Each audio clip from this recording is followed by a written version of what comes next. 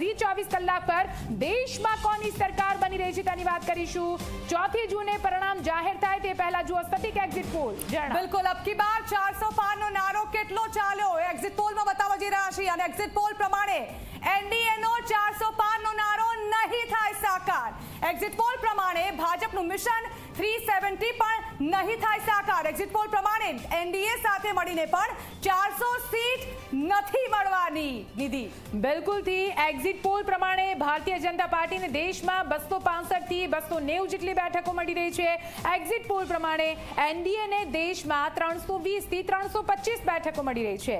Exit poll પ્રમાણે દેશમાં ફેર એક બાર બનશે મોદી સરકાર, પણ જે સપનું તેમણે જોયું હતું તે સપનું સાકાર થતું નથી દેખાઈ રહ્યું। બિલકુલ અને એક્ઝિટ પોલ પ્રમાણે દેશમાં જીતની હેટ્રિક લગાવશે મોદી સરકાર।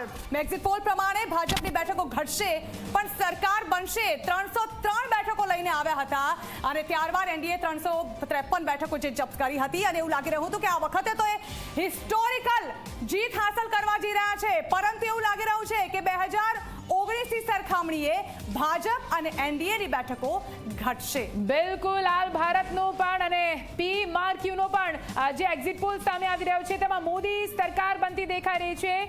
પી અને ક્યુઆર નો જે એક્ઝિટ પોલ સામે આવ્યો તેમાં ફરી એકવાર બને છે મોદીની સરકાર।